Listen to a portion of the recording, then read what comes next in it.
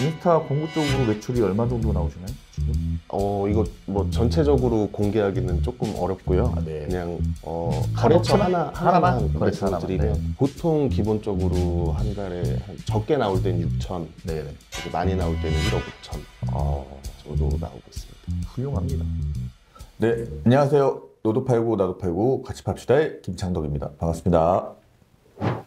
오늘은 저희 업계에서 가장 화제의 인물 중에 한 명인 미래로 ENC라는 회사의 이동현 팀장님을 모셨습니다. 팀장님 인사 한번 해주시죠. 네, 반갑습니다. 미래로 ENC의 이동현이라고 합니다.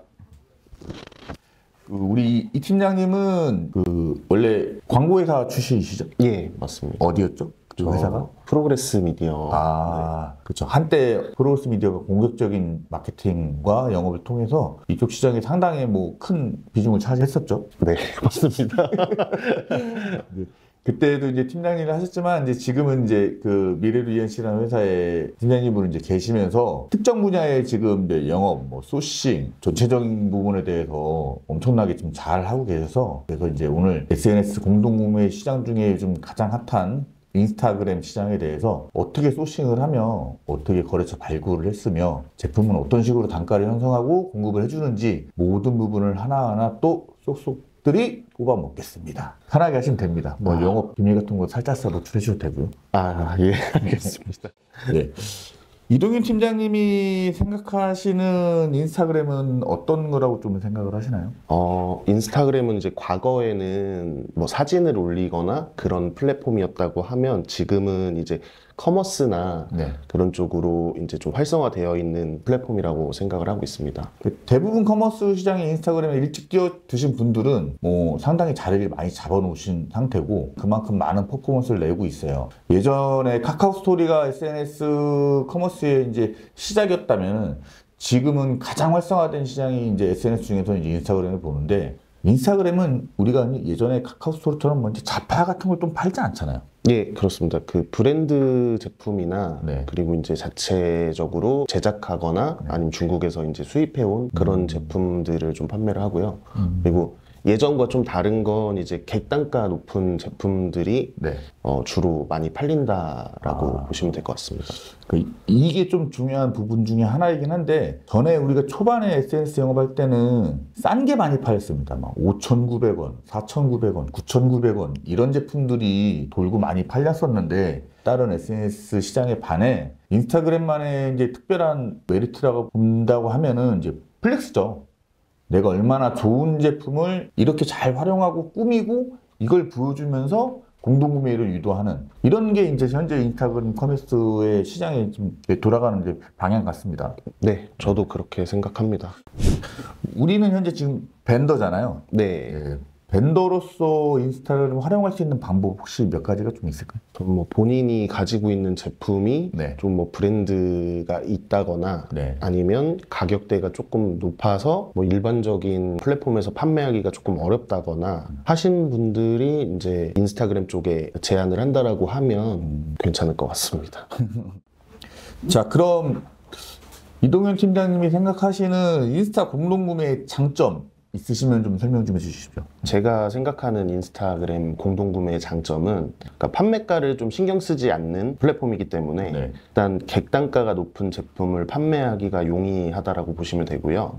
그리고 브랜드를 가지고 계신 경우에 인스타의 자연 노출로 인해서 스마트 스토어나 자사몰의 판매량도 같이 올라간다고 보시면 되겠습니다. 그럼 마케팅이 자동으로 좀 되는 효과가 좀 있나요? 예, 그렇습니다. 우리가 이제 일반 커머스 오픈마켓이나 이런 데 마케팅을 하기 위해서 광고비도 꽤 많이 써야 마케팅이 돼서 이제 노출이 될까 말까 하는 상황인데 좀 전에 말씀드렸다시피 인스타의 장점은 팔로우가 많은 사람들한테 내 제품 컨택을 받으면은 자연적으로 노출량이 보장이 되기 때문에 높은 수수료를 주면서 효과를 넣는 이제 공동구매나 SNS의 장점이 되겠죠.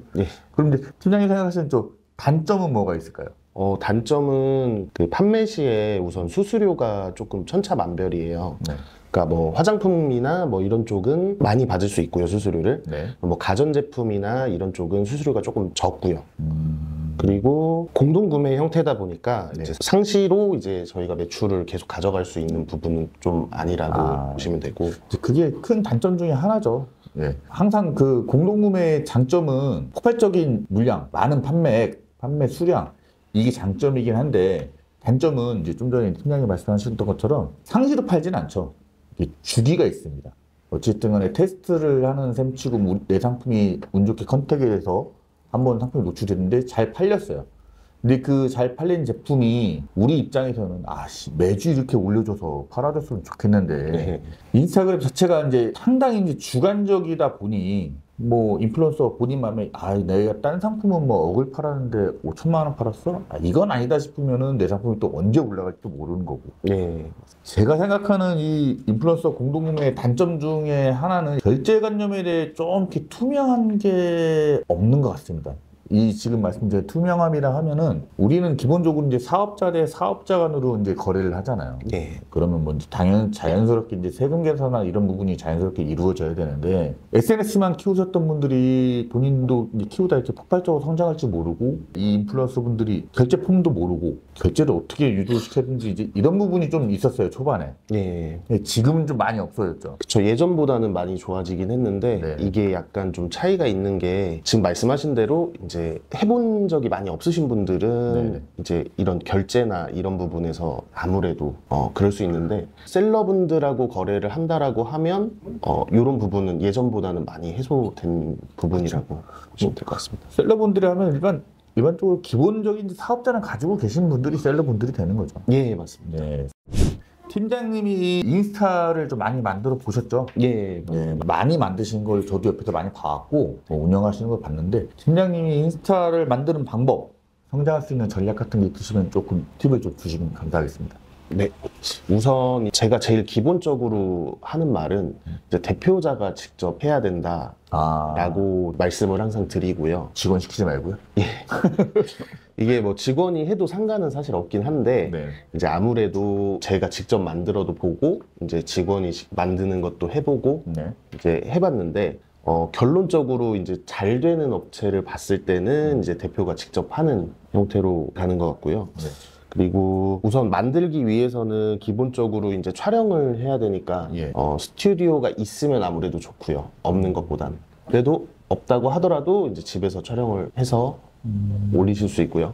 그 다음에 이제 상품이 있어야 되는데 네. 이제 그게 제일 어려운 부분이긴 해요. 근데 처음에는 대부분이 상품이 없잖아요. 네, 그러니까요. 그럼 이제 흔히 말해서 이제 카테고리도 이제 선정을 해야 될 것 같은데 지금 가장 잘 나갈 만한 카테고리는 어떤 카테고리가 있을까요? 크게 보면 같은 거라고 좀 볼 수 있긴 한데 네. 근데 이제 주방이나 리빙을 나눠서 본다라고 하면 주방 쪽은 예전보다는 조금 떨어진 건 사실이에요.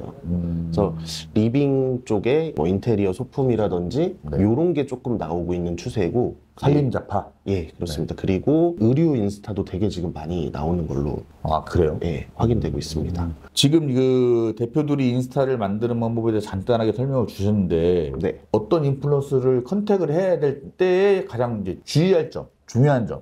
우선은 공동구매 시장에 처음 이제 컨택을 하실 때 큰 업체부터 사실 컨택하면 거의 대부분 그때 말로 좀 까인다고 합니다. 많이 까이죠. 네, 그래서 많이 까입니다. 저도 이제 지금 기존의 업체들 말고 신규로 제안을 할 때는 좀 작은 업체들로 제안을 하거나 작은 업체는 그러면 이제 기준점이 뭐 팔로우 10만 아래로 10만 아래면 상당히 큰 거 아닌가요? 그렇죠. 크다면 크고 네네. 큰 거 맞습니다. 큰 거 맞는데 기분 나빠하실까봐. 예. 근데 그게 큰 업체는 맞는데 이제 그래도 이제 컨택하기 좀 좋은 10만 이하 정도 기준점을 좀 잡고 그분들도 근데 이제 팔로워가 또 중요한 건 아닌 게 그 10만 아래 분들도 굉장히 많이 판매하시는 분들도 많이 있어요. 그렇죠. 예, 그래서 뭐 10만 아래라고 해서 제가 무시하는 게 아니라 아무래도 이제 저희 같은 벤더들이 이제 컨택할 때 큰 업체를 좀 위주로 많이 컨택을 하다 보니까 그래서 우선은 작은 업체들 먼저 이제 컨택을 하셔서 거기서 이제 판매를 했을 때 판매가 많이 이루어진다 아니면 댓글이 좀 많이 달린다 좋아요가 많이 붙는다 했을 때 이제 반대로 그 자료를 가지고 좀 큰 업체 아, 영업을? 예, 큰 업체에 영업을 하기가 좋습니다. 왜냐면 큰 업체들도 기본적으로 네. 다 계산을 하고 있어요. 그러니까 자기들이 들어가서 피드나 이런 거를 다 검색을 해보고 네. 뭐 댓글이나 좋아요가 많이 달린 상품은 이제 역으로 저한테 물어보시는 경우도 있고요. 그래서 그런 분들한테 그런 제안을 했을 때 이제 큰 업체들도 관심을 좀 보이실 수 있다. 예. 굉장히 상당히 좋은 팁이네요. 오히려 작은 업체를 공략을 해서 이 상품의 데이터베이스를 가지고 큰 업체한테 이제 역제안을 하는 방법. 이게 상당히 좋은 팁 중에 하나입니다. 팀장님의 주력 상품 좀 소개를 좀 해주시죠. 어떤 제품을 좀 주력으로 해서 영업을 좀 하시고 지금 현재 판매가 좀 이루어지고 있는지. 저는 이제 뭐 중저가 브랜드 제품이나 뭐 중국에서 이제 소싱하는 제품들을 제안을 하고 있습니다. 제가 알기로는 이제 이름만 들어도 알만한 이제 주방 명품 브랜드들도 있고, 네. 아니면 이제 칼 제품 이런 것도 많이 네. 있잖아요. 네네. 근데 그 제품을 팀장님께서 직접 소싱한 걸로 알고 있습니다. 그 소싱 노하우는 혹시 어떻게 되세요? 그냥 있는 그대로 말씀을 드리면 네네네. 제가 지금 있는 그 미래로 ENC의 네네. 이제 대표님이 하시던 명품 네. 주방용품을 가지고 있는 그런 업체들을 이제 소개를 받아서 진행을 한 게 이제 첫 번째고, 그 다음엔 이제 제가 직접 수요가 있어 보이는 네. 좀 좋아 보이는 네. 그런 제품들을 찾아서 총판 쪽에다가 연락을 해서. 본사에 전화를 하시죠. 예, 맞습니다. 그러니까 저는 이게 이 팀장님이 이제 정말 잘하는 능력을 인정받는 걸로 생각하는 게, 어쨌든 간에 시작은 자회사 제품으로 시작은 하셨지만 이 공동구매시 한계가 있거든요. 꾸준히 이제 계속 올려주고 이런 게 아니기 때문에 네. 그때마다 이제 새로운 거래처 뚫기도 애매한데, 그 본사에 직접 전화를 합니다. 자기는 인스타에 영업을 하는 사람이고 당신들한테 이 물건을 주면 내가 어떤 시장으로 마케팅하고 어떻게 필 건지를 하면서 물건을 받아오는 그 능력이 있으시잖아요. 네. 감사합니다. 이게 저는 네. 이제 상당히 대단한 능력이라고 봅니다. 이래서 이쪽 시장에 거래처도 좀 탄탄히 많이 가지고 계시고 꾸준히 계속 영업을 잘하면서 유지를 하시는 것 같아요. 한 달에 지금 인스타 공구 쪽으로 매출이 얼마 정도 나오시나요? 지금? 이거 뭐 전체적으로 공개하기는 조금 어렵고요. 네. 그냥 거래처 하나만 하나만 거래처 말씀을 하나만, 드리면 네. 보통 기본적으로 한 달에 적게 나올 때는 6천, 네. 이제 많이 나올 때는 1억 5천 정도 나오고 있습니다. 훌륭합니다. 마지막으로 이제 질문 하나만 딱 드리겠습니다. 네. 이제 다 왔습니다, 이제. 네, 네. 스스로 측정하는 방법. 이게 가장 중요하죠. 아마 이제 신규로 이 시장에 진입을 하고 싶어도 네. 얼마를 줘야 이 사람들이 그래도 좀 이렇게 호응을 좀 보여줄까. 새로 우리가 이제 인플루언서를 발굴하는 입장에서 네. 그 스스로 전략 같은 것만 좀 알려주시면 감사하겠습니다. 기본적으로 이제 시장에 나와 있는 제품을 좀 소싱을 해오는 경우도 있는데, 네. 이제 그런 제품은 공동구매니까 온라인보다 저희가 한 10%에서 20% 저렴하게 잡으려고 노력은 해요. 네네. 근데 그게 안 된다라고 하면 판매가를 말씀하시는 예, 거죠? 판매가를 말하는 거고, 그게 조금 어렵다라고 하면 그래도 뭐 몇천 원이라도 좀 저렴하게 하려고 하고 있고요. 네.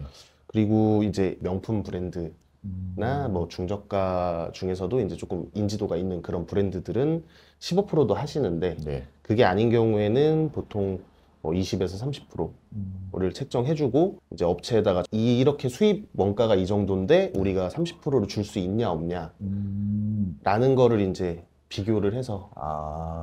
이거는 이제 저도 이제 소싱 전략 중에 하나였던 건데, 또 예전에 네. 예, 수입하고 OEM 제품을 만들 때 네. 정말 잘 파는 업체분한테 네. 내가 이런 거 이렇게 갖고 와서 네. 이렇게 팔 건데 네. 어떠십니까? 이렇게 좀 물어보잖아요. 네. 예, 물어봐서 여기서 오케이 떨어지면 괜히 또 자신감 얻어서 그때부터 막 좀 공격적으로 하는 거고. 네, 맞습니다. 그게 여기서 조금 반응이 좀 뜨뜻미지근하다. 네.